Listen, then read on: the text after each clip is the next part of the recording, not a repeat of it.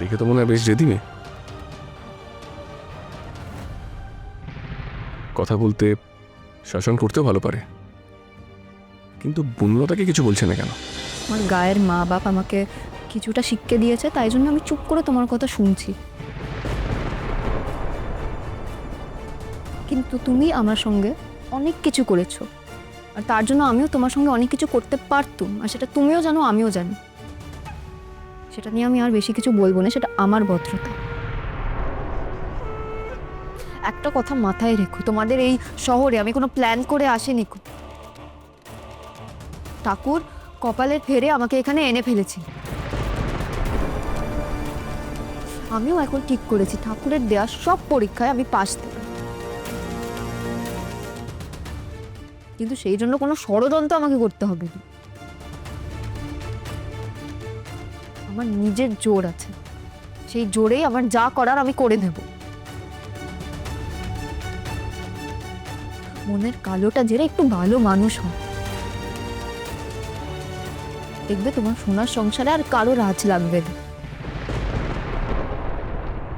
তাকে টিকিয়ে রাখতে আর তোমাকেও কোনো প্ল্যান করতে হবে না। ঠাম্মি, জেঠু, আমাকে ক্ষমা করে দিও। না চাইতেও আমার জন্যই তোমাদের ছেলের এত বড় একটা বিপদ হয়ে গেল।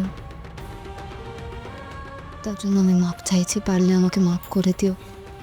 এখন আমাকে যেতেই হবে, কারণ এখন না বেরোলে আমার হোস্টেল থেকে আমাকে তাড়িয়ে দেবে, আর তাহলে এই শহরে আমার আর কোনো থাকার জায়গা থাকবে না। সাবধানে ফিরো লাজু,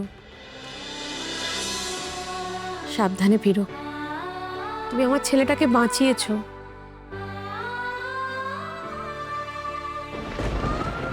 তার জন্য তোমাকে অনেক ধন্যবাদ। চমৎকার, দারুণ স্ক্রিপ্ট, ভালো অভিনয়। কিন্তু অনুভব, তোমার বুঝি লাজুর কথা এখনো কিছু মনে পড়েনি? বাড়ির সকলের এই ন্যাকামি আদিক্ষেতা দেখো, তোমার কিচ্ছু মনে পড়েনি? এই, তুমি চুপ করে থাকবে বনলতা। একেবারে চুপ, আর একটা কথাও বলবে না তুমি। আমি সব বুঝতে পেরেছি, তোমার থেকে আমি আর কোনো কিছু শুনতে চাই না। দিদিমণি, ও কি বলছিল? ও কেন নোংরা ইঙ্গিত করছিল? প্লিজ, আমি বাচ্চা ছেলে নই, আমাকে প্লিজ সবটা বলো। দিদিমণি বলো আমাকে। আচ্ছা কৃষ্ণ, তুই আমার বিশ্বাস করিস তো? তাহলে আমি যেটা বলছি সেটা কর। যা গিয়ে ফ্রেশ হয়ে নে, যেটা বাবা বলছেন। হ্যাঁ, ডক্টরের সঙ্গে কথা বলি, তারপরে সব কথা হবে। যা নিয়ে যা। নিয়ে যা। চলে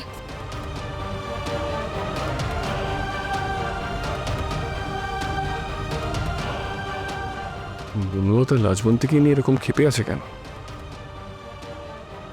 এই মেয়েটাই বা এত অপমান কেন হজম করছে? দেখে তো মনে হয় বেশ জেদি মেয়ে।